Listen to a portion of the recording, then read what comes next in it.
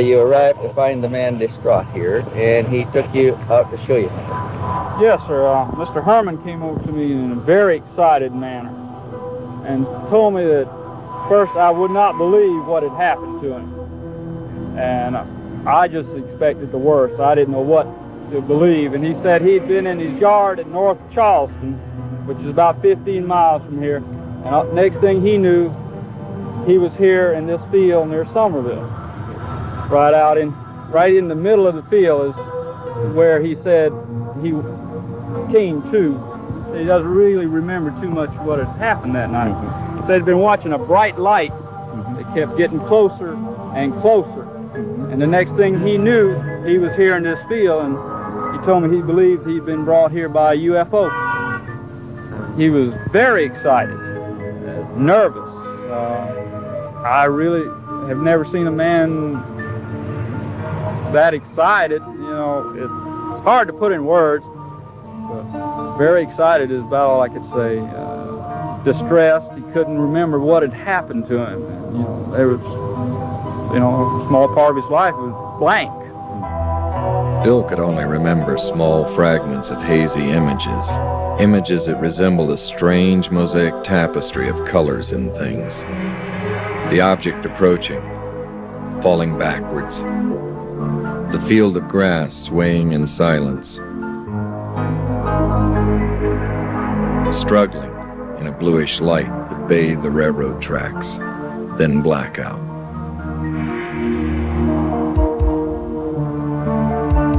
Stevens knew he would have to bring in a specialist in hypnotic regression, someone capable of unlocking Bill's scrambled memory.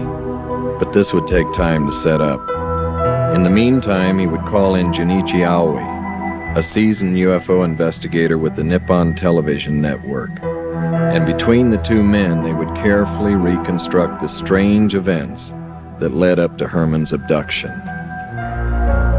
3 months earlier, this had been a construction site for a new subdivision.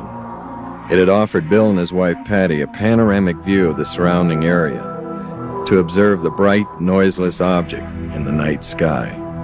The particular evening we were out here, we were sitting, it was about a little after 9:30, almost 10 o'clock. And we saw the object come up, my wife and I.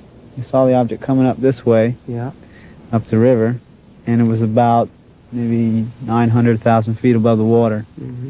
Just a disc of whitish light. And then it kind of rapidly gained altitude, going up at a apex of a triangle, if you don't understand. And then we lost sight of it for a moment. We were both standing outside the car. All of a sudden, right over this area, the big light, just a light that was coming straight for us. Our car was parked over that direction. Mm. And we got frightened. My wife got frightened very much. And we just left. I turned the car, jumped in the car and turned the car on and started to speed out. And looking in the rearview mirror, I saw the light look like it reversed its course and started going back toward the river. In other words, when we close. when we left, Uh-huh. when we were gone, the object came toward our car, Oh. and then it changed its mind or dropped following us, Uh-huh. and it just went back the opposite direction. Oh. How big was it when it came close to you? Oh man, the lights from it, huge, big old spotlights, like there's spotlights coming straight for us. Oh. And my wife was particularly terrified because, we didn't know what was going to go on. Uh-huh. So she said, "Let's get out of here," and we left. Man, we was gone.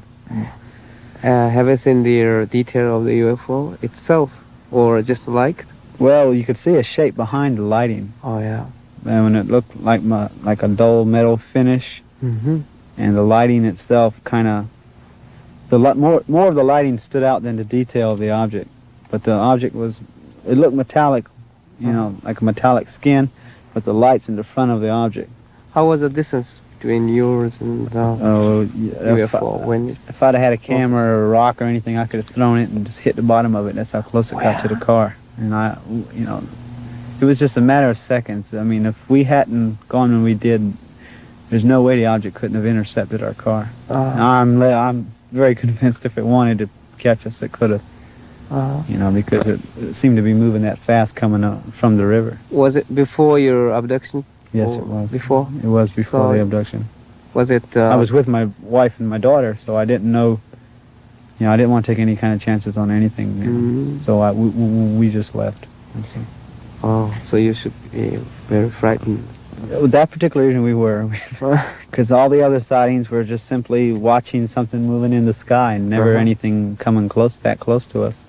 I guess I should have looked down the road then, but I didn't know what was going on. Up to that time, I was convinced what I saw was a military project. I never believed it was from another world or anything. I thought since the area is in such close proximity to the Air Force Base, because this area is a flight landing pattern for commercial aircraft and sometimes military aircraft. And that was my thoughts back then. Noticing that Bill is near emotional trauma, Junichi quickly changes the subject. And then most of the sightings afterwards, one of those or a C-130 turboprop would come up and down the river, just fly up and down the river. And all I kept thinking, wow, man, I don't believe this. Because, one of the feelings in my mind, and my thoughts, was, when you see something, it seems distant. In other words, removed from you personally. Mm-hmm. But this thing reacted personally. In other words, not only were we watching it, but by coming toward us, it was watching us as well. Mm-hmm. Not just performing to delight us, but it seemed to react to our personal presence, and it reacted by coming toward us. And of course, this frightened us because I never saw it that close. Yeah. And we left. After the frightening experience, Patty's fear would overcome her curiosity. She would beg Bill to please leave well enough alone. He would agree, until 3 weeks later on a Sunday morning. Patty was home, I believe. Yeah, our daughter was sick, and she couldn't go to church. So I got in my car to go to church, and I'm driving down Dorchester Road. And since that last sighting, I had kept my camera in my car fully loaded. I wasn't thinking about UFOs. In fact, I was listening to some hymns on the radio, Christian hymns, just minding my own business when this thing shoots across the road. Silver with a halo of light on the bottom of it. The most pretty thing I ever saw. At first it was silver, pure silver, and then it just changed like somebody got a rheostat in a dining room and turned it from bright to dim. This thing was going up this way and back this way and back this way and getting so precise in its movements. That's where I connected, determined in my mind, triangular patterns, because it went up like a triangle and then skid up and down this way. And I don't know the purpose of it, maybe to attract my attention. I don't know. The triangular flight patterns would remain a mystery. And although the photographs were good, they would pale in comparison to those he would take later. As the investigative team neared the location where Bill took his dramatic new series, Stevens became concerned. We would be filming near a strategic U.S. Air Force base, and I was concerned that this might cause problems for all of us.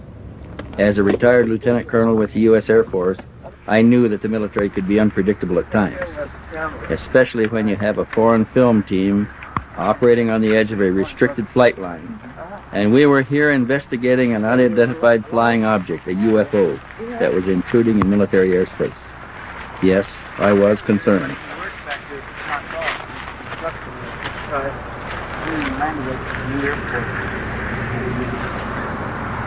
We're at the end of it. Wanted to take off and landing one way. Okay, I'll look on the map right there. The end of the runway, there's a C-141 coming this way to altitude. I'm gonna go right over. You ready? Oh yes, it's gonna really rise. This is the position that he took the photographs from. How close it was the landing pattern.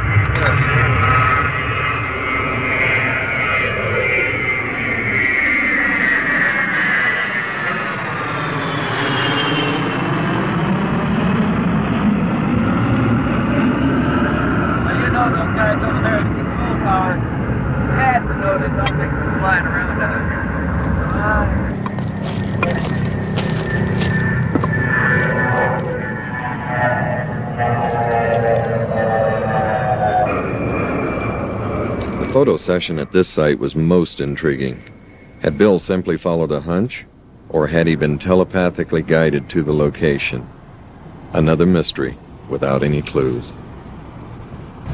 Like I say, I was at work, and I left work, was on my way home. And on my way home, I had that thought. It was like a impulse telling me to, go somewhere. And I started to think, where should I go to myself? And then it was like in my mind, I got a mental picture of this area. And I knew it was near the air base, and near where everybody parks. Got back here, and I wasn't back here 10 minutes when I could see the object. I don't know exactly where I saw it at first, but it circled the area, and I saw it. And the first thing I noticed was it was much smaller. I mean, it was, prior to other ones were anywhere from 40 to 65 foot in diameter, but this one was 20, 30 foot. And another thing was, it was very, very different. It was different in the sense that instead of being orange and silver, it was just like a silver metal appearance. Yeah. And not only that, but it had two domes, one of them on top of the object and one of them underneath it. But it looked sealed in metal. In other words, you didn't see no windows or no holes or nothing. No windows? No. Oh. Did not see any windows. It was just surface metal all the way around. Almost like sheet metal formed into the shape of a disc with two domes. One on top, one on the bottom. How was the dome? Was it transparency? Or? No, it was solid metal with the rest of the disc. And it was all colored silver with the sun shining off it. I mean, it was just beautiful silver like aluminum or sheet metal. How did it fly? I don't know. I did not hear any noise. It was that, in that sense, it was like the other objects because it made absolutely no noise. I mean, it would go up like this and come back like this. Come around like that, and just watching it was, it was hard because when it would go that way, I'd run across the field and I'm trying to get it in a viewfinder. And I took about 4 or 5 shots like that. And I believe 2 or 3 of them came out and 2 came out empty sky. Well, in the course of the sighting, the object was going like this way, and then it reversed course and went back that way until it was like hiding behind some trees over there. Yeah. And I stopped and I thought for a moment it was going to be gone. But instead, I saw an airplane coming this way. And, I saw it getting closer and closer. At the same time the airplane was halfway from those trees to where I was at, the object came from behind the trees to start to follow the airplane. So The way the airplane was coming in like this, and the object like came around like this. It started to come around like this, but instead it went back this way, and on these sides of the trees. Oh. And as the C-130 passed over me, I took a picture of it. And then I swung back. By that time, the object had gone back over here. And then it started to go back, and I took some more pictures of it. And then it came over me like this, and the sun wasn't like this as much as it was over this way. And when it did, the object went straight up into the sun. And for a moment, it was cast as the sunlight hit it. It took on a dark shape. And I got a picture of that. I did get a picture of that. And then the object looked like it went straight up into the sun. That was the last I saw it. I mean, it just climbed and climbed and climbed until it was gone. And I just stood in the field and shaking my head, trying to figure out why I was the one seeing all this, waiting for someone to pull over and get out and say, what the hell was that? Or you know, something to that effect. You know?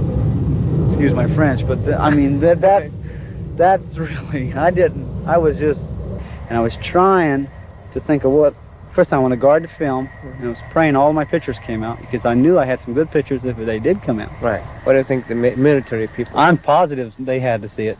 I know for a fact that Air Force people did, because it wasn't hid behind the trees where you couldn't see it. It was like, see that big tree? It was like on the other side, they were just sitting there next to the tree, just hovering right there. And when the airplane came over and it came back, if the pilot saw me, I mean, imagine a pilot that low to the ground, here's somebody standing there with a camera taking pictures of his aircraft. Right. I mean, he had to see me on the ground, because it's an open field. Right. And also the radarman have known about it. Oh, I'm positive the radar. Right. Look, the thing was 1,500. At one point, I'd say about 2,000 feet above the ground, 2,000, 3,000. And from what I've talked to radar people, they say the radar will pick up anything as low as 800 feet. You know, if they find it at 1,500, they'll sweep the area and then come back and sweep it and try to get the lowest sweep possible in order to detect the object on radar to get an echo fix. And if that was able to happen, well then obviously somebody over there saw something. There's another one's going to take off.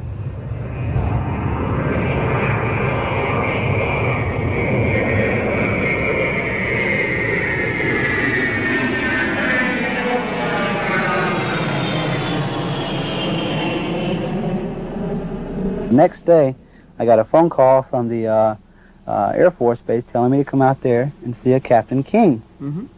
He was interested in seeing my photographs. So I went out to the Air Base with my daughter in the car and got in there and got to the gate, and the guard didn't know what I was talking about. He said, well, Mr. Herrmann, it's 5:30 in the afternoon. Our information officer has been off duty since 12 o'clock. I said, well, somebody called me at 3:30 and told me to come out here by 5:30. And he said, well, wait right here. So I waited, and finally, about 20 minutes later, up drives this station wagon, out gets this fellow in civilian clothes, walks up to me and says, hello, I'm Wade King. What can I do for you? And I said, well, sir, somebody from your office called me and said you were interested in seeing my photographs. He said, what photographs? I said, the photograph of the UFO I took. He looked at me and he says, wait right here. So he went to the guard shack. 5 minutes later, up walks the guard in uniform with a sidearm, puts his hand on my window in the car and says, are you military? And I said, no, sir, I'm not. He looked at me like I was born yesterday, and he said, well, let me tell you this. He said, why don't you turn the photographs over to the captain and let him take it from here? He said, just turn the negatives and the photos over to the captain and let him take it from here. And I said, well, to myself, I said, I was not born yesterday. I said, listen, I'll compromise. I'll give you a photo, and you tell me what you want to do with it. Do what you want.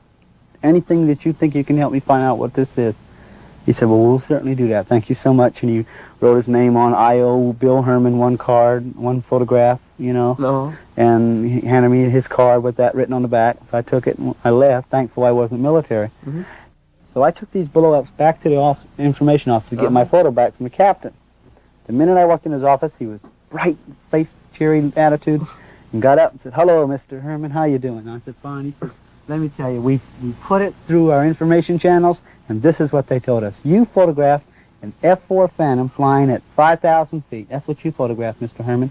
But if you look here, pointing to that picture, he said, if you look here, you'll see the stabilizer and the back tail, and you can even, if you look close, you can see the exhaust. And I didn't know what to do, so what did I do? I pulled out my blow-ups, and I said, tell me something. I put them down in front of him, the same exact picture, and I said, does this look like an F-4 Phantom to you? And he looked at it, and he kind of went like this. And he says, now listen, he says, if I was you, I'd just forget you saw it. I didn't know what to do. I didn't know what was going on. I certainly didn't. And as far as I knew, what I'd seen was a military project. I didn't believe it was from outer space or anything like that. I thought, well, man, you stumbled on a military project, and what proves it? The attitude of the Captain King. That's what proved it to me. You know, his attitude, well, if I saw it, I'd just forget it. You know, why would he forget something that's flying in the confines of the Air Force Base and flying so near a nuclear weapons facility and you know, in this degree? Well, I didn't know what to do. And finally, I didn't have an opportunity to take any more photographs, and I didn't know where I should, you know, how far I should get involved in this. You know, my father said, well, if it is government, you're going to find yourself in over your head, and they're going to do everything they can to discredit you, and they're going to hurt you, and you're not going to get, you got to think your family and all this. And I said, well, maybe I should.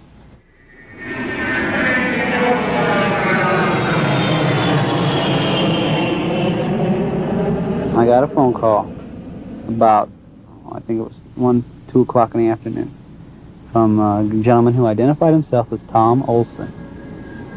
He was in town from Riderwood, Maryland, to investigate the UFO sightings and the earthquake phenomena in Charleston, which has been going on, roughly since October of '77.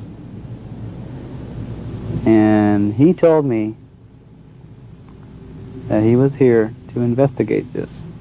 He was going to take some photographs of the areas where all the UFO sightings had taken place, and that he was going to make available to me copies of the information and his conclusions and findings. Talked with much authority, a great grasp of my naive knowledge of the subject, and suggested, could we meet? Well, about 3:30 he arrived at the house. He had a Maryland driver's license with his picture on it, and then he showed me a retired military ID card, and I believe it said United States Air Force, retired. And then he showed me a Social Security card, and then what they called the UFO Information Retrieval Center ID card, which was a long title, you know, but still, you know, it was, oh yeah, with a picture and with a thumbprint on the front of it. Got in the car, and I had my pictures with me, and I said, here, would you like to see the photographs? Because I was impressed with the photographs as far as, here's something that shows I'm not hallucinating. Right. You know, what do you think it is? He brushed them aside and said, we'll look at those later. Tell me about your experience. I told him. I told him about the earthquakes. I told him about seeing the object. Told him about the photograph in it. Told him about all the people I've found it who have seen it. The strange things affiliated with it. The reaction to the military aircraft over the field and cross-country road. He said, well, how we get there? So we went there. And first we went to Beast Ferry, where the object hovered over the towers and moved in triangles. He took photographs. He took at least 40 pictures at each site. A whole roll of 35mm film at each UFO site. He took one picture of me at the first site, and that's all the pictures he took of me.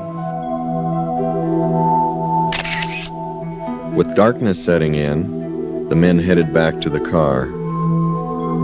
And he asked me, he said, Bill, let me tell you. He said, what do you think about taking a polygraph test in relation to this? And we're sitting in this car, and my first thought was, wait a minute, you haven't even seen my pictures. Why do you want to know this? You know, but I was afraid if I felt put on the spot. I was afraid if I said, no, I won't, then he'll just, you know, he'll go to the press, and next thing I know, I'll be on the front page of the paper, big hoax, you know. Then I was afraid, well, if I said yes, it'll get twisted. I'll tell the truth, but they'll say I lied. And then it's their professional credentials against me. And I didn't know what to do. Being naive as I was, I said, okay, I'll do it. Now, I assumed at that moment in time he meant 3 weeks from now, 2 months from now, a couple days from now. He said, okay, we'll go to the hotel and do it right now.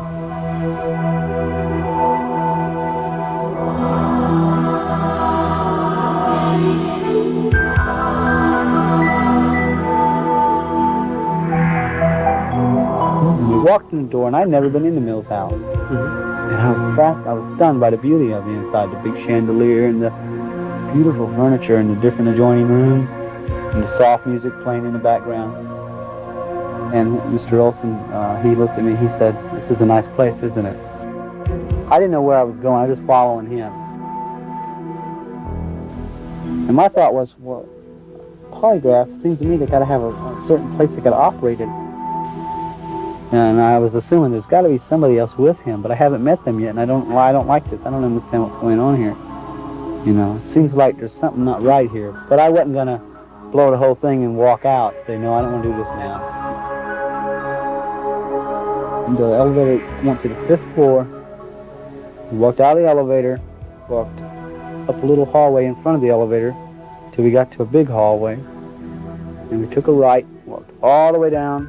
It seemed like a long walk. And we turned right again, walked up another hallway till we got to the last room down the hall. And the thing I didn't like about that room was it was separate from the rest of the room. There was like a little box closet. I heard him tap on the door twice. The knob turned. I walk in the room and there's 2 other people in there. And one of them introduced himself as, he kind of mumbled when he introduced himself. He said, I'm Dr. Blah, blah, blah. He shook my hand. The other fellow says, no, I'm so-and-so with the Riderwood, Maryland Polygraph Association or something like that. He said, well, sit over here. And there was, looked like a flat machine, looked like a briefcase almost. And when you open it up, there was like a polygraph machine itself. Now, there was all kinds of little wires running out of it. He did not ask me to sign anything, which I felt, not that I wanted to sign anything, but something in writing to protect my rights, you know. But even when that thought crossed my mind, I dismissed it, which I was manifesting naiveness. I wasn't scared as much as I was, I don't like this. You didn't even tell me there were 2 other people here, you know, and I was wondering what was going on. But if this is the way they operate, well, maybe I just better go along with the die. But when the doctor, the guy who identified himself as a doctor, walked over to the bed, picked up a black satch doctor's bag and pulled out a hypodermic needle and a little syringe, put them together, and then reached in the bag and pulled out, looked like a greenish liquid, put it into the needle and said, this is going to relax you.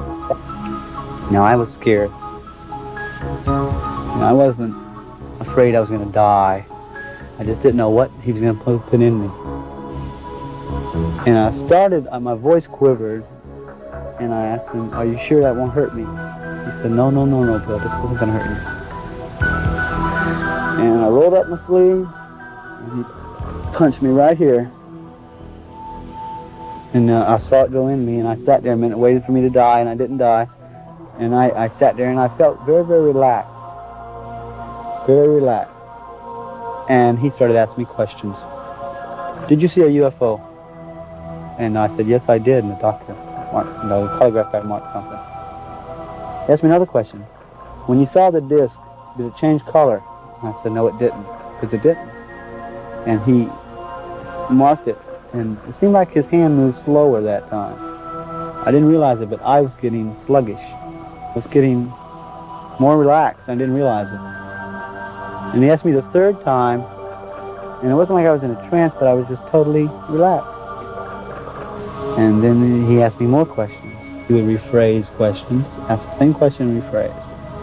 Now this went on for, oh goodness, it seemed like an hour and a half, until finally he said, that's fine. And he put down the thing, set it down, and he said, okay, unhook him. And I was drained of energy. I mean, I was literally, oh man, I'm so tired. He said, well, go in the bathroom, wipe your face off, put some water on your face, and relax. It's over, don't worry.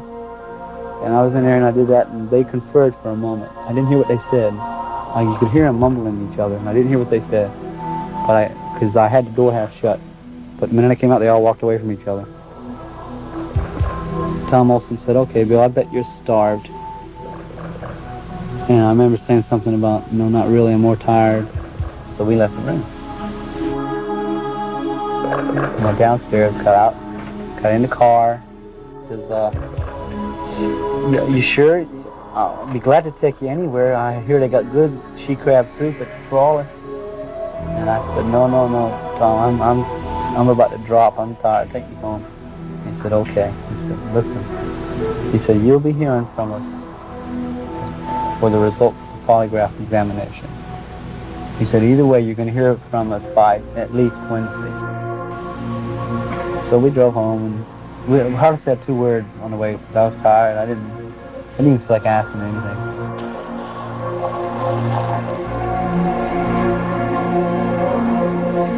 We pulled into the yard, and the minute I opened the door, the cold air hit me, and I was, cool air hit me, and I was, refreshed for a moment. I said, "Tell me something, Tommy." I said, "Where do you think this thing is from? I mean, it's military, ain't it?" He said, "Who's military?"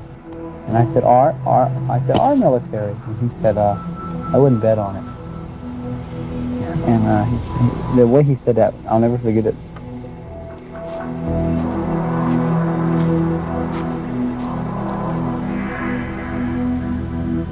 One week later, Bill received a memo from Tom Olson asking him to fill out a questionnaire and send copies of his photos to the office in Riderwood, Maryland. Shortly thereafter, a mailgram arrived from Tom Olson. The message thanked Bill for sending the material.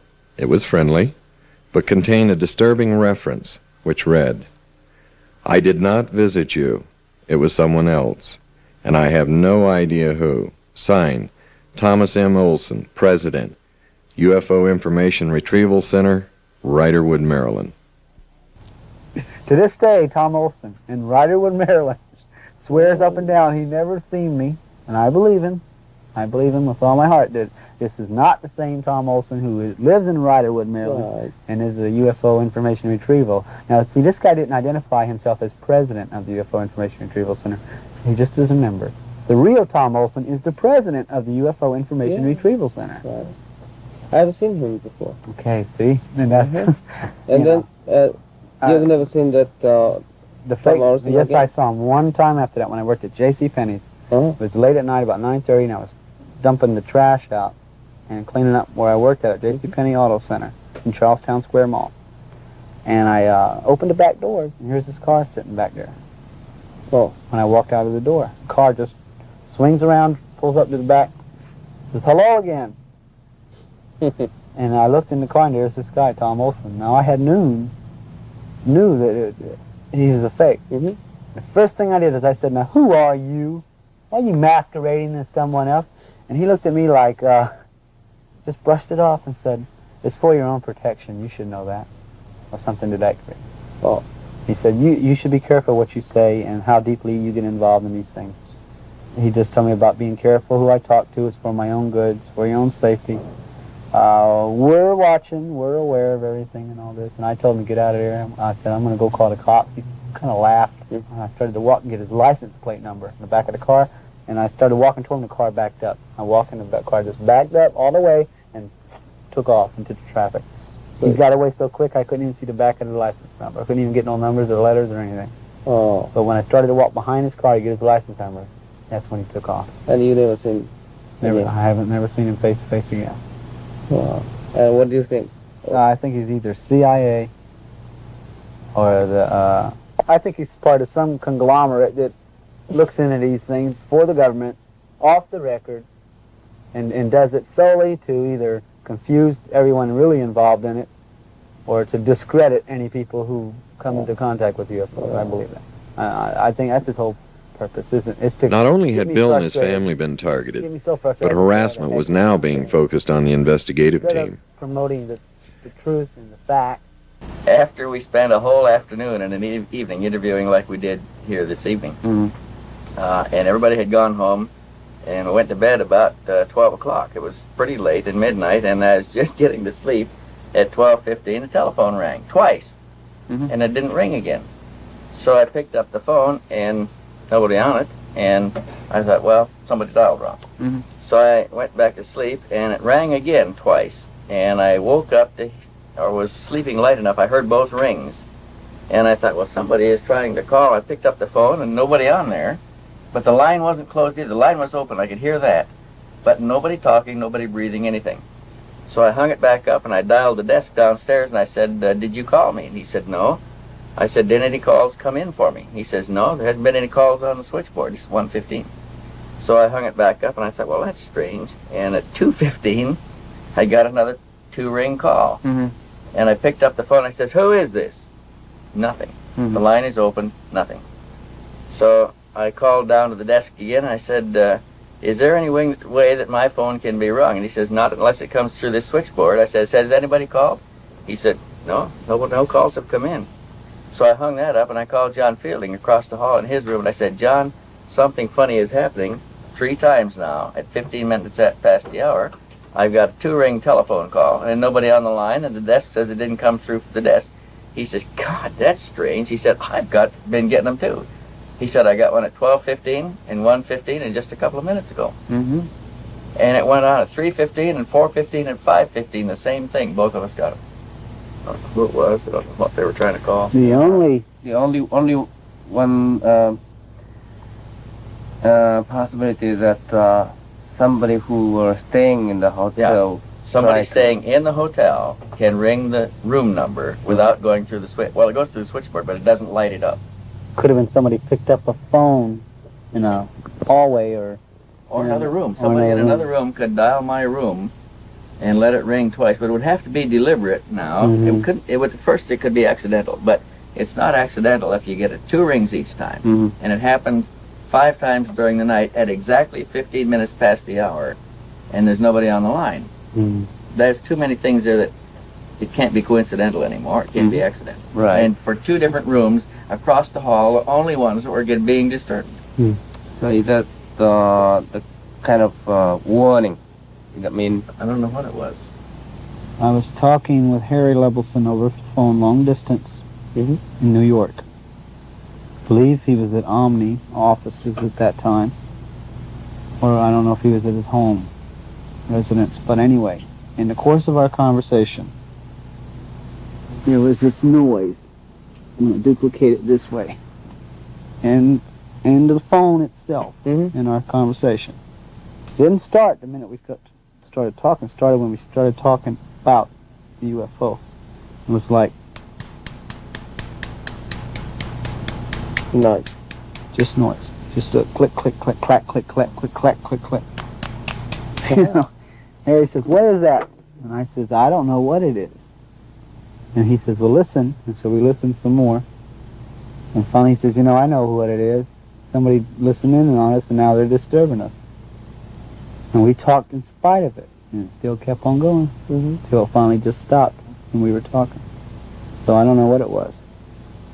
Here's another strange thing. Harry Levelson came down to visit Bill, and he made plans to come down with his girlfriend, telling nobody in the office where he was going on a weekend, and arriving quietly and unannounced. They arrived in Charleston, checked into the motel, and 15 minutes later got a telephone call from a lady who said she worked for a television station, wanted to interview Levelson on his visit to Charleston. Who do you think they are, Wendell? This is not the first case that we have investigators alleging that they are somebody else, false identifications. It comes up quite frequently. I have got to believe anybody that is that well equipped and has that many apparently valid identification cards is coming from an agency, a covert agency that is able to do all of these things and adequately financed. And I can only think of one that comes to mind right away, and that would be an intelligence organization. And the only intelligence organizations we have here are government.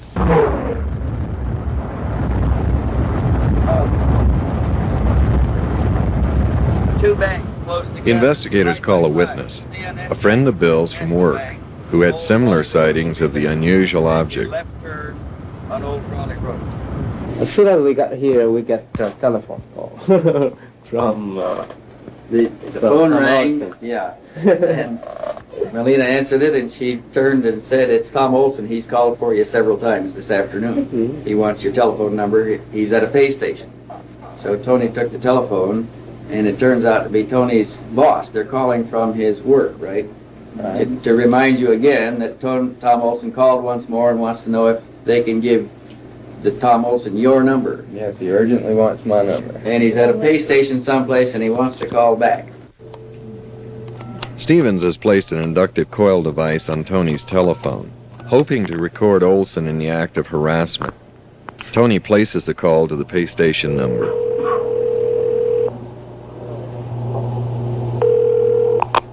Tom? Yes, is this payphone? No, sir, it's not. Let's see, do you know Mr. Tom Olson? No, sir, I don't. All right, thank you. Olson had managed to send an ominous warning.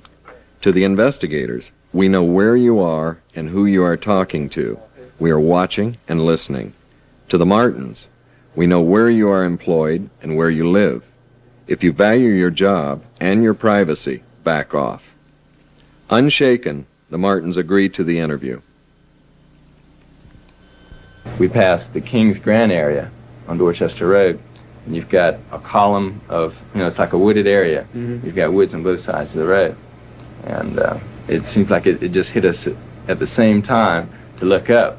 Now, my car, all the windows are tinted in my car. I've got a band across the front windshield that is blackened out, and you can only see at night. It's real hard to see out of any of the windows unless you see something that's coming directly in front of you. Okay, I'd say the object appeared at an altitude of probably about 500, no more than 1,000 feet up. Was when I first saw it, and it was anywhere from an eighth to a quarter mile in front of us. It came down, I'd say, at about a 70-degree angle. Okay, it came from an easterly direction, came down, and what I really noticed about that was strange. Bill said, "Look," he said, "it's doing triangular patterns." That's what it was doing. It was a glowing object. It's doing triangular patterns through the sky. It came down at about a 70-degree angle. It made a loop, probably about, I'd say about 100 feet above treetop level. Came down, made a loop, and went back up at the same type angle. And I thought it was really strange that they would come down and they could only be seen directly in front of us. Okay, and I didn't think there was any mistaking, of it being the object because of what he had told me about the object doing triangular patterns. So we saw that. We went a little bit farther down Dorchester Road, and we turned into another subdivision called Forest Hills. We went back in that area, and you've got the Ashley River area. It's marshy. Right. We went behind a house there, and we just stood around. He just had an impulse to turn there. We went back there, and we stood around, and it was like someone cut on a light bulb out in the far distance. Just saw a bright flash, and then went back out. And I thought about it. It could have been the object. It may not have been. I took into account quite a few different things. I noticed that just prior to seeing the object, we had a C-141 fly overhead. And it was heading towards the base. You could tell the size of it, the lighting, things like that. You can usually tell, what type of object you have in the sky. I've been around military objects for quite a period of time. I've lived on military installations all my life. So I've seen, what flies and what doesn't, and I've never seen anything like that. Tony would answer a nagging question that had eluded the investigators. How long had the Charleston area been undergoing UFO activity prior to 77 and 78? I had my first sightings back in 1973 while I lived on Charleston Air Force Base. We had a flap that lasted for about a period of a week where we had numerous sightings. There were multiple sightings where you had 3 to, I would say, up to 9 crafts in that area, mainly over the Charleston river basin. It was a circular type object that had a dome on top. It had lights that were revolving in a counterclockwise rotation. I can even remember think it was a football game that they had on the base, and I don't know how true this is. I heard it from quite a few different people. They said a saucer-shaped object came over the football field, hovered above the game for a period of 5 or 10 seconds, and then just shot off towards the Ashley River area again. When was that? This was right back, I guess it was during 73, 74, right around that same period of time. When we were having quite a few UFO sightings in the area. Which area is the most frequently you have observed the UFO? Okay, it's always been associated right around the Ashley River area. From Somerville, I'd say up as far as the end of Dorchester Road. So it seems like most of the sightings are associated right around a military type installation and also around the Ashley River area. Yeah. There have been numerous sightings, particularly right around in this area. There's been a few at the Barnwell nuclear plant, Naval Weapons Station, the Navy base, and quite a few right around the Air Force base. So it seems like whoever or whatever we're dealing with, they tend to want to know something about our military. Is there any possibility that... Junichi asked Tony if there's a possibility that the objects being seen could be a secret military project. Air Force. Of course, you have to take that into consideration.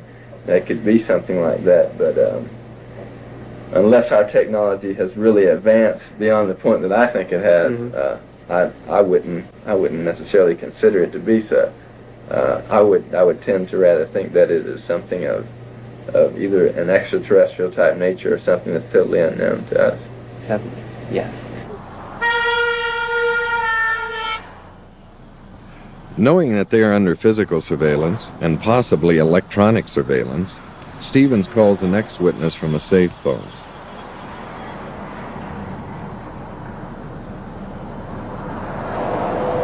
In December 1977, I was returning from lunch back to my office. It was about 1:30 in the afternoon, clear sky.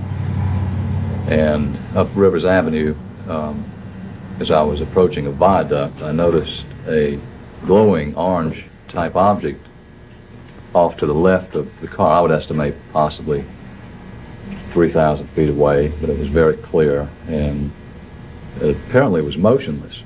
And I could see no wings of any type, no rotaries, as though it could have been a helicopter. And I noticed at least one person in another car pointing to it, which indicated to me someone else had seen it. As I approached the viaduct and began going up, there was a traffic light, and I had to stop for that traffic light, and I noticed that the object was descending in the same direction, apparently, that I was going, at a slow rate. And I thought possibly it was a kite of some type, because it defied the obvious laws of gravity, and there was no sound. And as I began moving forward after the traffic light, I noticed that the object had disappeared beyond some pine trees which were to my left. And I looked straight ahead, and I could see the object apparently crossing Rivers Avenue beyond that sign at a good distance away, but it was at an angle. I could tell it was a disc-shaped object. It had the definite orange color, and it apparently was moving with no wings or no rotors as a helicopter would. It was not a bird. It was very, very clear. And at one time, I did also observe a C-141 airplane at the same time that I saw the object. You've seen the object more than once? No, I've seen it one time, but it was during the first time that I saw it, first glanced at it. Way beyond the object was a C-141, apparently coming towards the Charleston Air Force Base. Yeah, I was going to say the description you just gave of Rivers Avenue and the viaduct and looking and going towards the trees positions the object roughly in the vicinity of Charleston Air Force Base, or just to the east of the base. Just to the east. And you saw Southeast of the base. a C-141 in the air, either in the traffic pattern or landing, which would confirm that. Right. So the object was operating within the landing traffic pattern of Charleston Air Force Base, if we're guessing right. That's correct. I would estimate that possibly the object was, I would say, between myself and the Cooper River, which is the Navy Yard facility. But it would be difficult to say exactly how far. From your perspective, could you form any kind of an estimate of its size, its diameter? I would estimate between, say, 25 and 30, say 25 to 35 feet in diameter. Do you think the C-141 noticed that the UFO itself at that time? It would be difficult for me Yeah. to think that the C-141 would not have noticed it because it was in the sky and Bright? bright. Purcell had observed the same type of object playing cat and mouse with a C-141 3 weeks before Herrmann had taken his spectacular photographs of the object on the tail of a C-141. So when I came back to my office, I told my staff that I'd apparently seen a UFO, and of course they chuckled. They thought I was, had a couple for lunch. I assure you I had not. I called several TV and radio stations to ask if anyone else had seen an object or reported it, and none said that they had received any calls. How receptive were they to a report of a UFO? Were they interested in what you told them? Not really. The North Charleston Police Department said I could come down and fill out a report if I chose to do it, and that's as far as it got. The Air Force Base said they had no record of any sightings. The interview had been completed without any outside interference. They would continue to use safe phones to arrange meetings with potential witnesses. Stevens had turned up a new witness who claimed to have a series of remarkable photographs, but he was reluctant to go on camera, fearing that this might compromise the privacy and security of himself and his friend, a noted television and radio columnist who took the photographs. After a lengthy discussion, Junichi assures the witness that his identity will be cloaked. You want to see these things? Yeah. Let's see. Those pictures were taken, some by the gentleman you're talking about and some by his mother, were they not? Just by him. By Him and his wife. I don't know which one it took. His mother was, I think, his or her mother was kind of old, and she didn't have any photography stuff. Did they ever see the spacecraft on or near the ground? Well, just right over These the house. people? Just over the house. Yeah, just flying. There's a lot of pictures here. As far as I know, no one has ever seen these photographs except for the people I've described. Here's like this one's flying directly over the house. Right over the house. Right over the house. Here it is with the top of the capsule raised. He said that capsule went up and down on top. Changed elevation. Sometimes it was higher and sometimes... Well, you can see in this one, there's no top to the thing. This is going over the house also. This is the same photograph, but it was further over the house. See, that's going over the house. He took another picture as it got over the house. That's interesting. And then as it went out in the field, it elevated this little thing on top, a bubble on top. That accounts for some of the changing shapes that we get reported. I see. And here's one again in the open field, just over a cornfield, way out over the trees. He said the motion pictures are extremely good that he took. He said they were real good. yeah. Imagine that. Right. But Because he got it is going there over the any way- house and in the woods and out in the field and all that kind of stuff. They said it was tremendous pictures.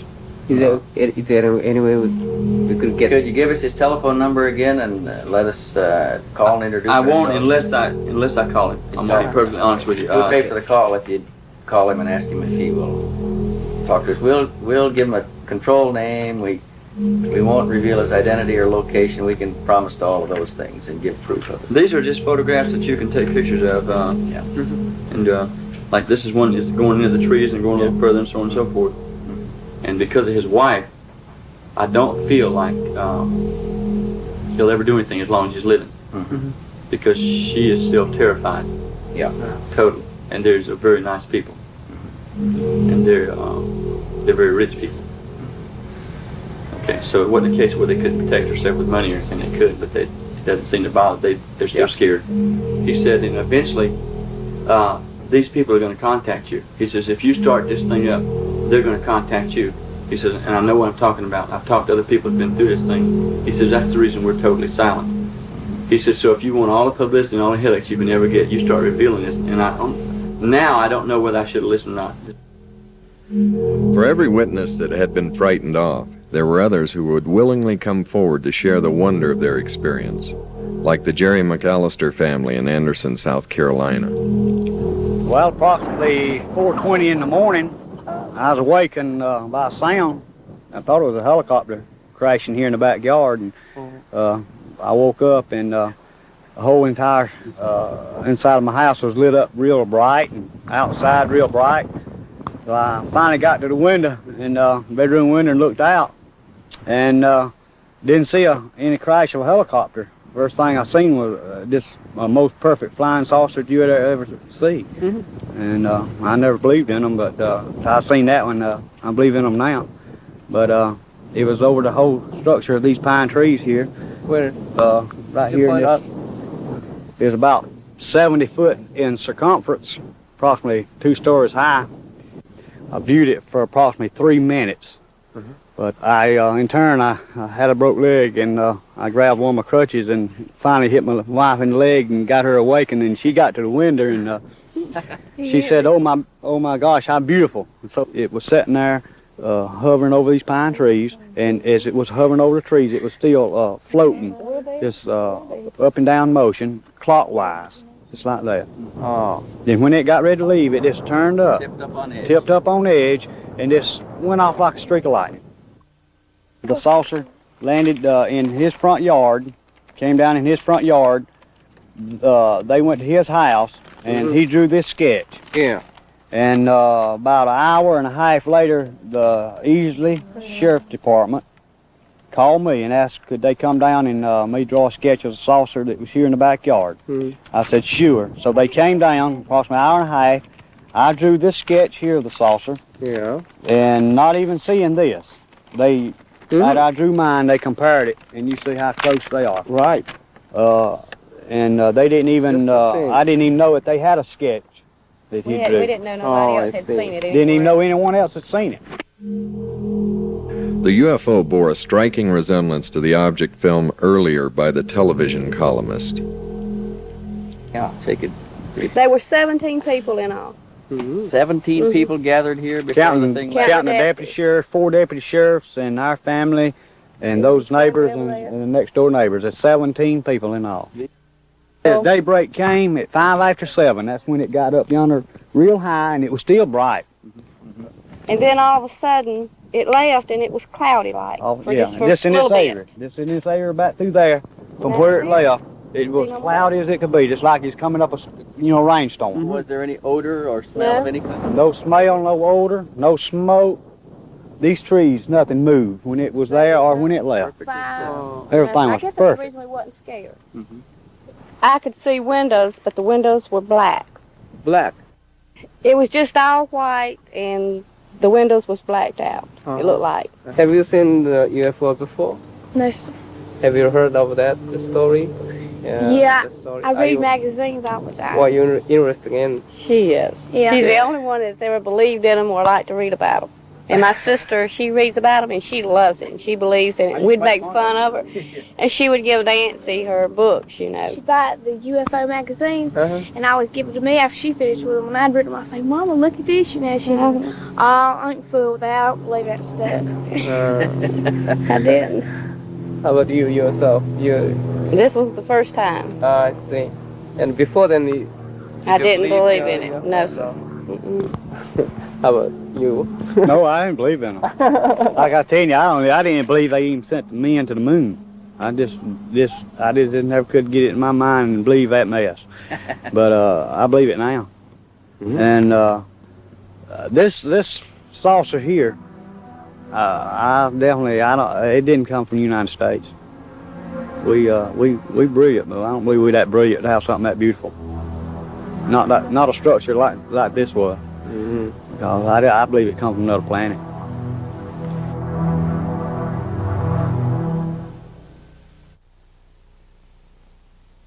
That buzzing sensation works its way into... Bill agreed to undergo hypnotic regression to fill in 4 hours of missing time. Hopefully this would answer his haunting questions. Who are they? What are they? Where are they from? It would take almost 4 minutes to get him under. What happened, Bill? Saw the object. What object did you see? A disc.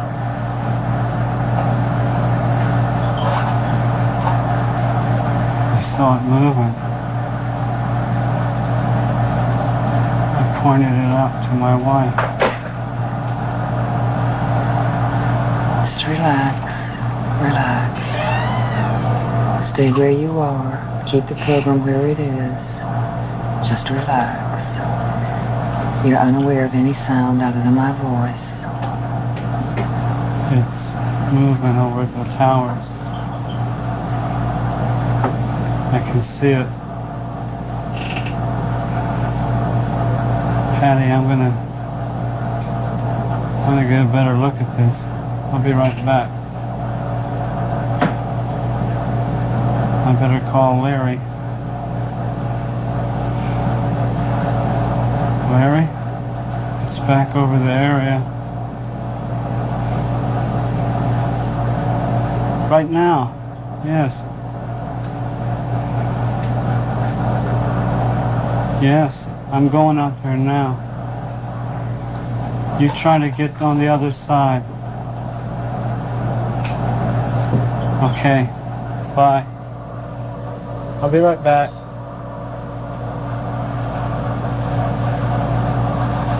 What's happening, Bill? It's moving over the towers. I can see it. It's about, I don't know, about 1,000 feet above the towers. It's moving in triangles. I can't. What the? I'm gonna break my neck. What? Is this? It's all right. Light. You How light is it? You won't experience any discomfort. Huh? Just relax. What? Wait a minute. Look at the reeds. There's no wind and you're swaying. What? Look at the size of it. Good God. It's big as a boxcar.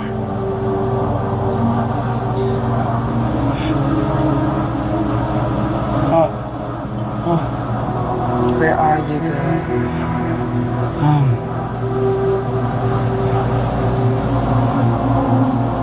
don't know.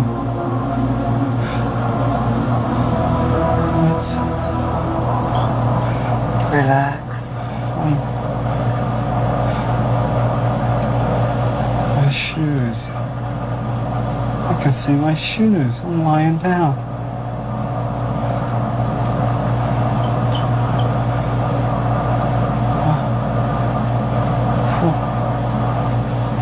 What's that? Looks like a stoplight. Where's the stoplight? It's on the ceiling. What color Wait a is it? minute. It's not a stoplight. What kind of place? This is... What did I do? Get hit by a train? Wait, no. No, that can't be. No. Wait a minute. What do you see, Bill? Oh my. The lights are slowing down. They're flashing. On the ceiling there's a light. Oh. It's... Who's that? They're bald. Wait a minute. They're not bald, that's just the way they look.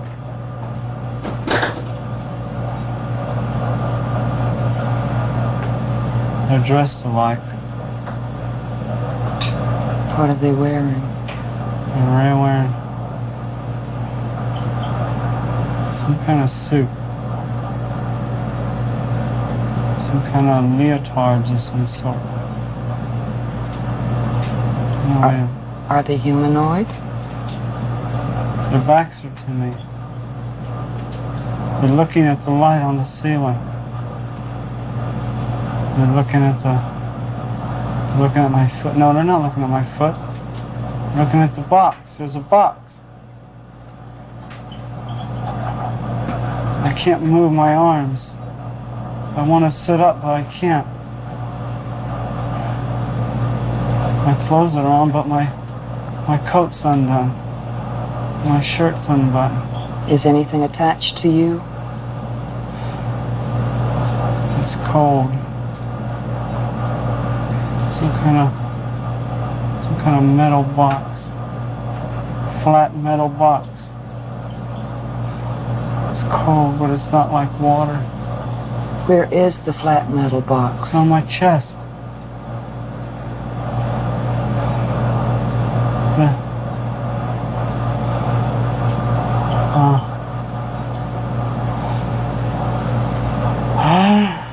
Relax.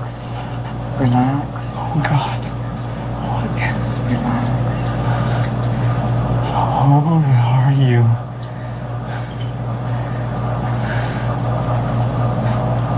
Oh, my God. What's happening, Bill? They're looking at me. Oh, God. What's wrong? Don't be afraid. Don't be afraid. Don't be afraid. Don't be afraid. Don't be afraid. They're standing there.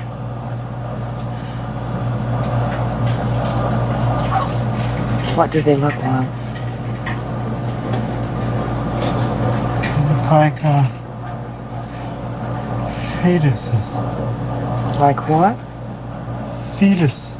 A fetus? Yeah. A grown fetus. Wait a minute. Can't be a fetus. The light, that's what it is. It's the light in the room that makes them look that way. Look closely.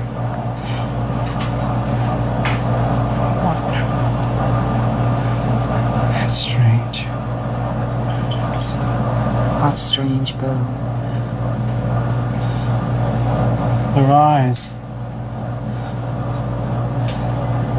They don't have no whites. No, I have no whites. It's just brown. It's dark, black, brown. It's just a circle right in the socket.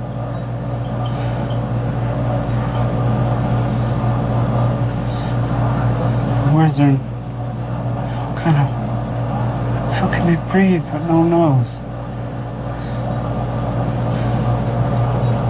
Wait a minute. Do they have a mouth?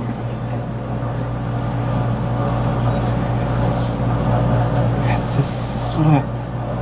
A straight line. The lips are... no lips. It's weird. Do they talk through their mouth? I don't hear no talking. Where are you from? Who are you? Answer me, for God's sake.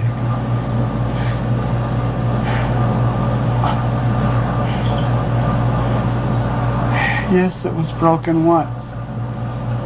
What was broken down?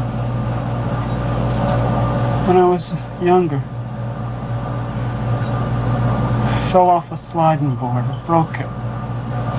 What was broken, Bill? My arm. Who asked you? He asked me. He who?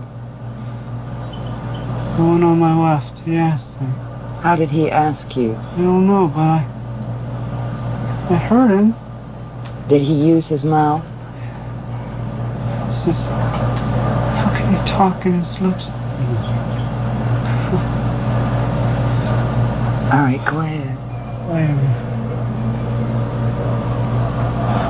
Where are you from? All I remember is the pain. It was intense. It hurt. Bill, stay where you are. I want you to tell me the questions they asked you when you answered. Do you understand? Concentrate on what it was like. Be still and concentrate. Very well.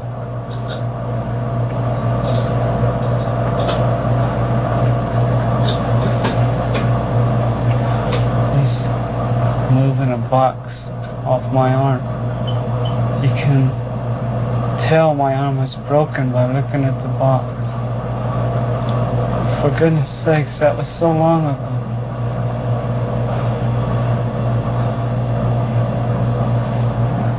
2 legs. Did you see their hands? Yes. How many fingers did they have?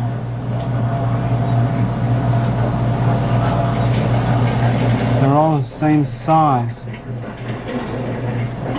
Lengthwise, they have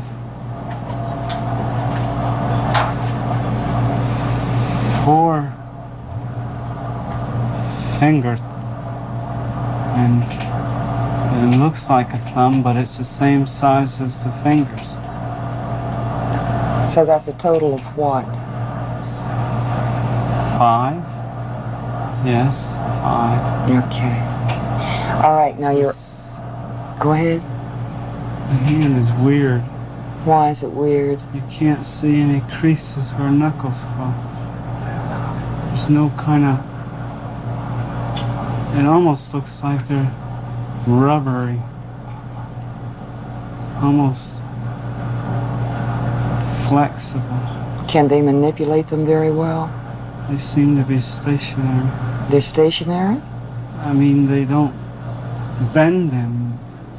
When they bend them, they bend the whole hand. All right, Bill, let's go from... They can't even be 4 feet tall. How tall? 4.5 feet. They can't even be that tall.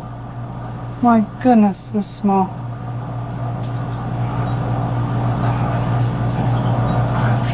Look at this. They're like marshmallow. He touched me.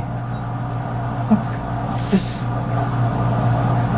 You can tell there's bone under there, but you can't tell. It's weird.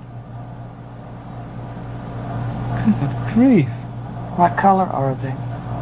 Very pale, very milky. Is it a skin-like texture? Not skin. Everything's the same. No hair, no pores, just skin. It's weird. How did you feel when this being touched you? Like he was very, very peaceful. Like I had nothing to worry about. All right, now what happens? We're walking. We're going toward the door. The room is weird. It's different. I don't see any strange. There's no creases, no borders. And the door is smaller than the back of the room. It's weird. It's distorted. In what way is it distorted? I can't. It's like everything is molded into a shape. And it doesn't stop, it just goes straight out the door. Just molded. Like a bathroom tub. Yeah, seamless. Molded. Just molded. That's all I can think of. Go ahead. We're walking, we turn left. The one who talked to me is standing beside me. The other two are behind us. We're walking down the hall.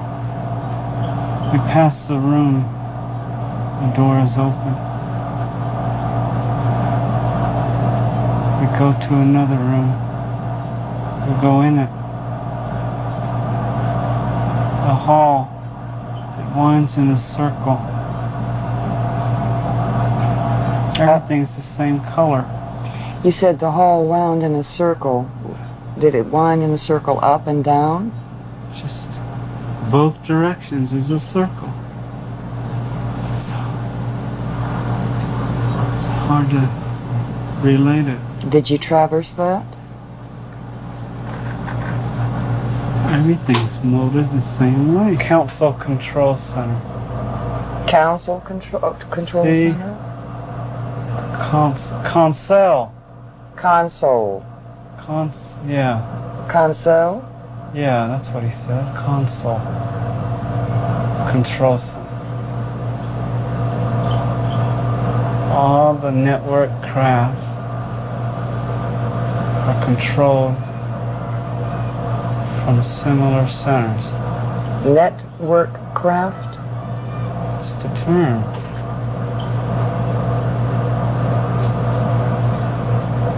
What's the network? What? What? What did he say? He said they manipulate gravity. No, they manipulate the equilibrium in the gravity. How? Did you ask him?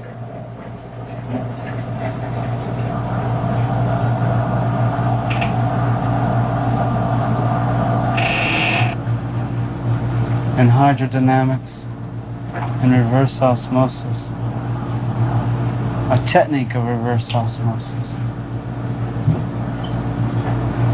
They've been doing this roughly 50 years.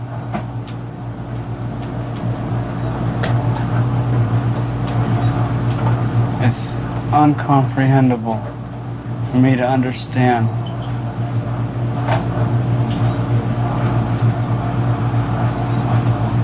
Why are they telling me this? Bill, let me ask you a question. Did they, at any time, promise you or tell you that you in any way would remain in contact with them?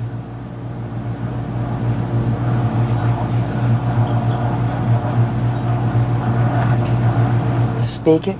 He said that they have means to contact those they wish to contact.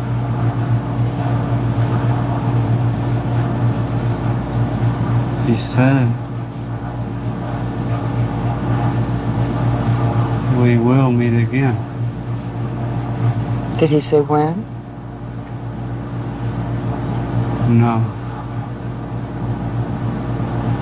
All right, you're back in the console control room. Now what happens? The light on that checkerboard is flashing on and off. First red, then white, then red, then white. And those balls to the left and right are spinning. And the one sitting at the desk, the one who spoke to me, said that I couldn't go and look. And I walk, and when I do, the one sitting at the desk get up and step back.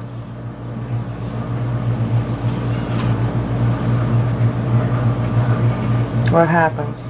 They step back. And when I move away from their desk, they sit down. Did any of them at any time touch you other than the one who helped you from the table? No. They look familiar. You're in control center now, where the lights flash red and white and red and white. Yes, yes. Yes, motioning me around the room. I'm looking, everything looks this funny little writing on the corner of every block.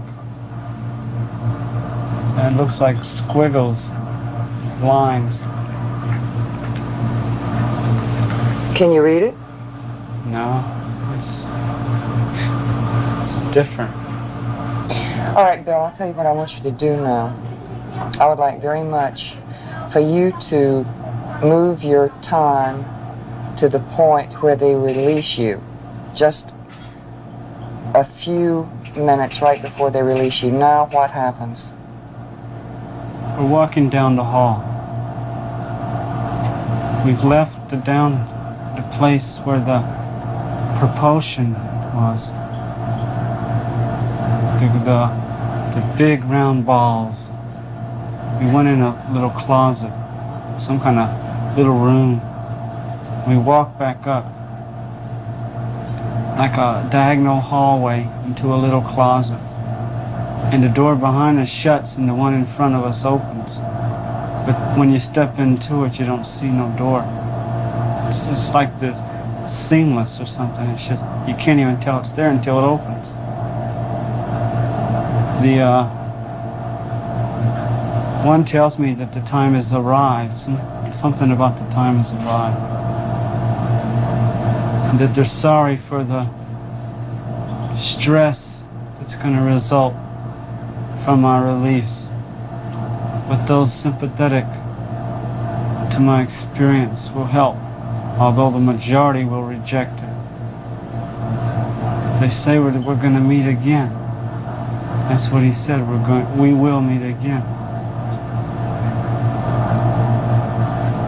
They motioned me on the table, and the minute I touched the table,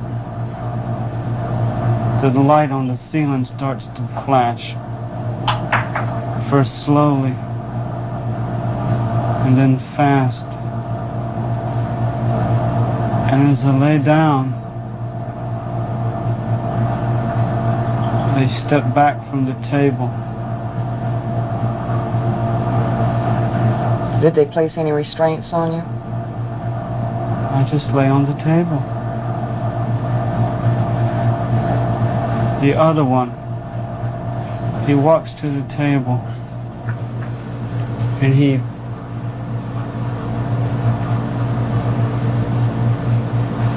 putting the binoculars around my neck. He must have had the binoculars the entire time.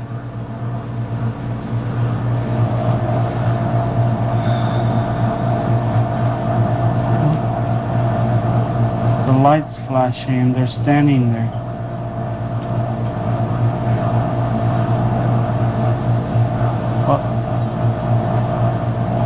Wait a minute.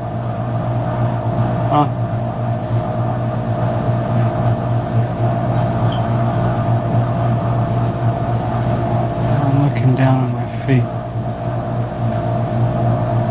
There's a glow at my feet. I look up slowly in a daze.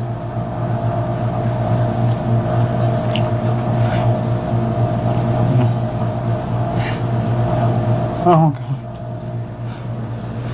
Oh no. Calm down. Calm. Calm. When I put my hand on you, when I put my hand on you, you'll calm down. You're looking at a television set. You're looking at a television set. You're watching this on a television set. You are watching this story on a television set. Look at the television set. I'm running. Look at the television set.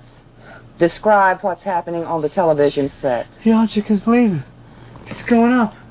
Look at that thing move. It's going in triangles. There it is again. You're watching it on a television set? It's going to the left. You're all right. Oh my God, where am I? Where's the tracks? Oh God, Patty. Bill, look at the television set. Look at the picture on the television set. Now look at the picture on the television set. Look. Look at the picture on the television set. You are calm. You are watching a rerun. You are watching a rerun. You are calm. Now describe to me what you are watching. You experience no panic, but you see in great detail. You are watching a picture. I gotta get back to that orange, that yellowish orange mark. It's the only place I'm safe. What's that? I hear something. There's nothing there. The object's gone. Where am I? What's that? Time is it? Day is it? I can't get your head on straight.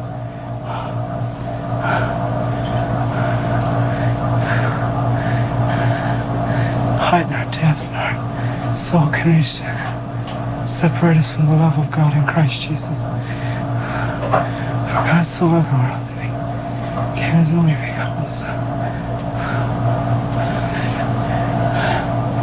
God, get a hold of yourself. Relax. Calm down. Relax. It's over with, Bill.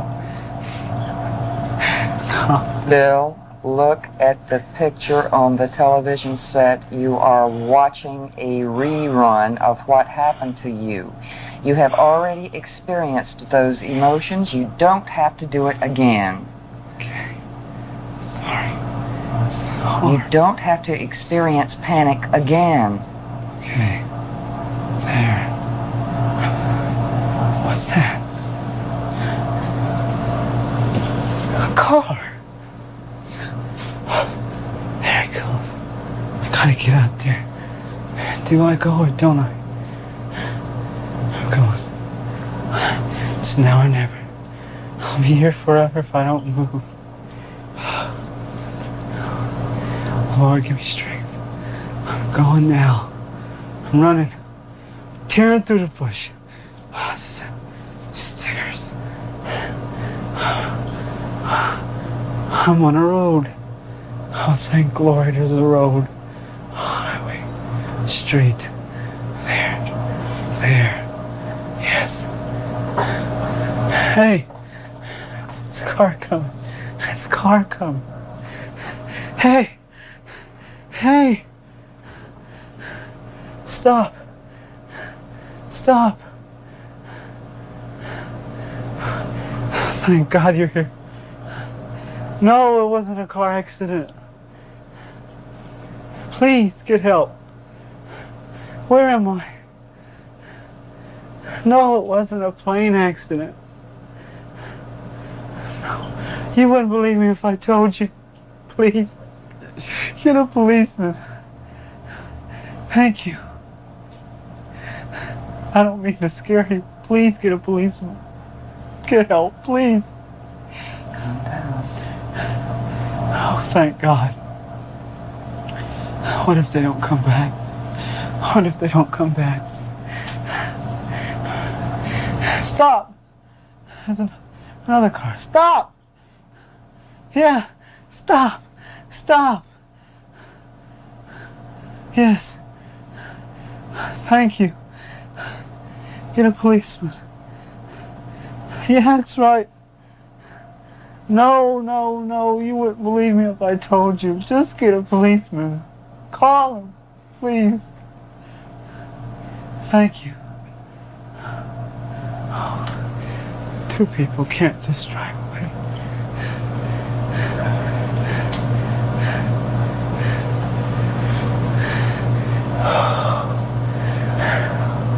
Yes? They're back. Yes, they're back. My name is Bill Herrmann. What time is it? Where? It can't be. Just a minute ago it was 9:30. Where am I? Part of Charles. What? Wait a minute. That means, oh my God, it can't be. Oh no. I was standing in Charleston at 9:30. I saw a light in the sky. It had dropped to the river. I saw. Eric, who is? Yes, thank you. Thank you.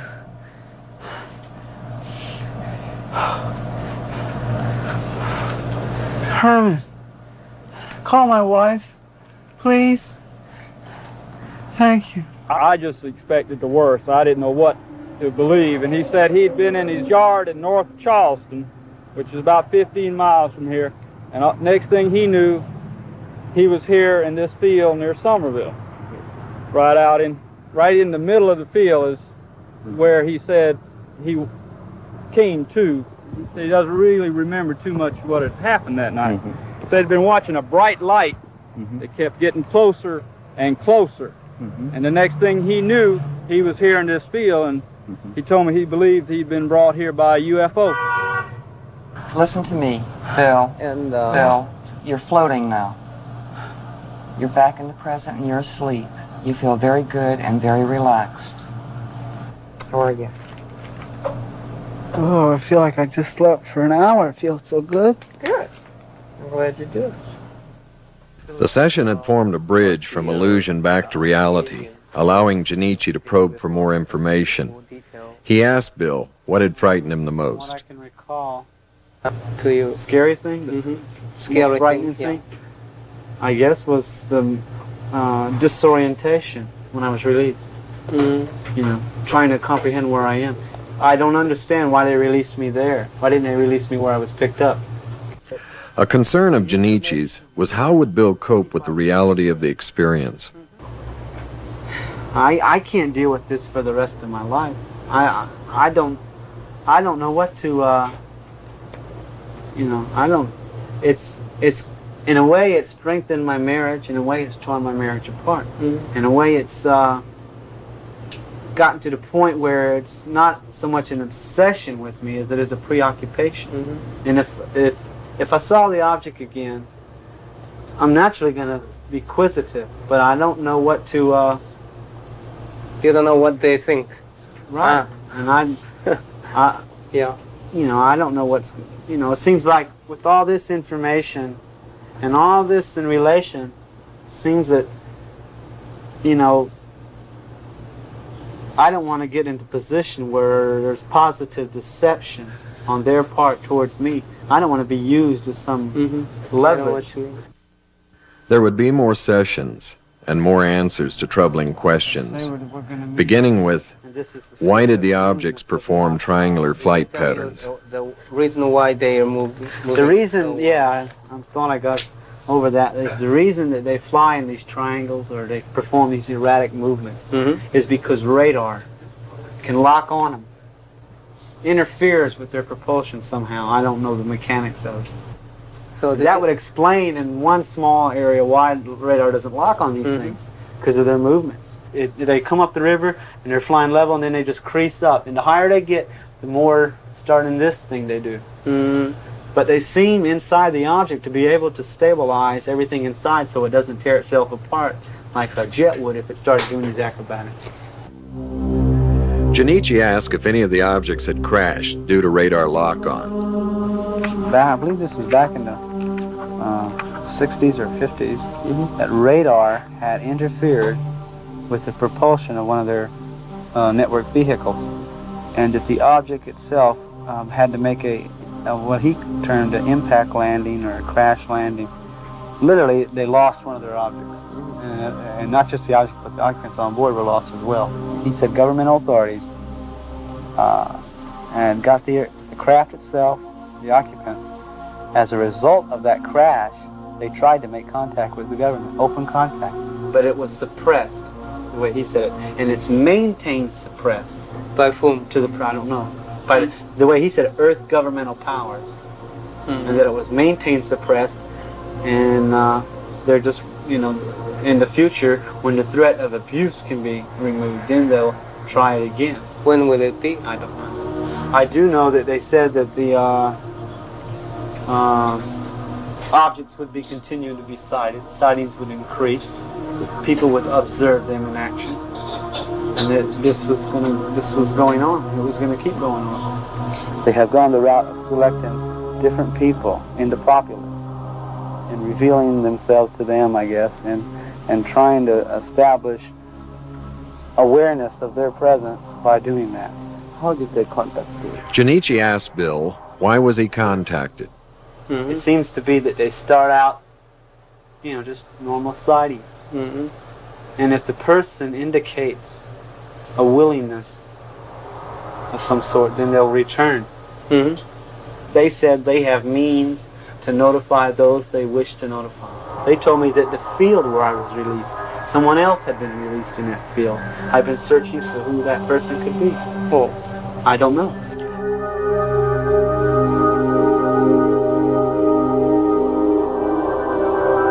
The investigation would wind down, even though Bill continued to search for clues into his past. After I recall what happened the first time in March, I was told by the occupants that they consist of a network of these objects that are operating around the world presently in the continental western hemisphere, is the way they worded it.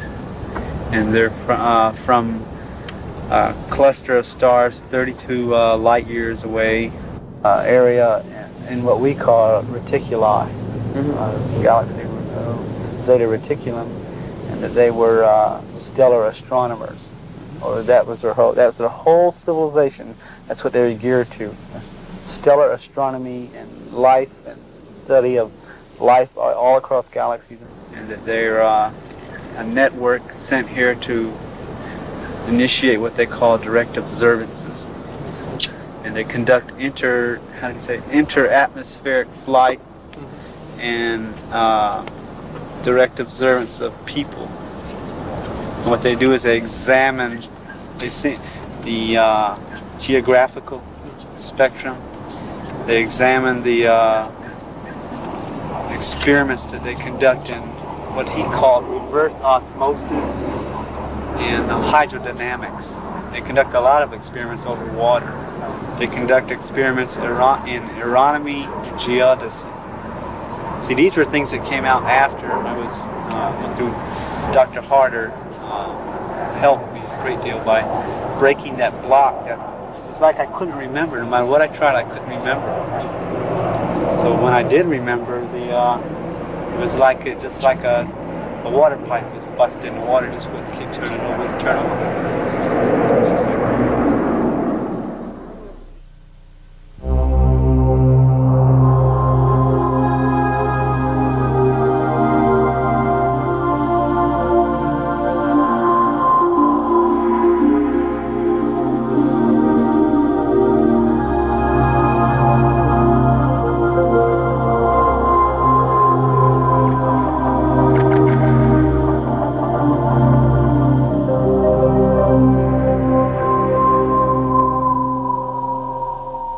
It was like a reddish background, like almost like combat lights in a military ship, like a darkroom red light.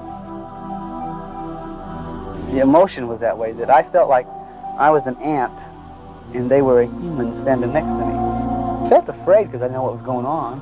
I felt like this is totally foreign to everything I believe. All my emotions and fears were just tossed aside by the comforting assurance of what he said to me. Don't be afraid.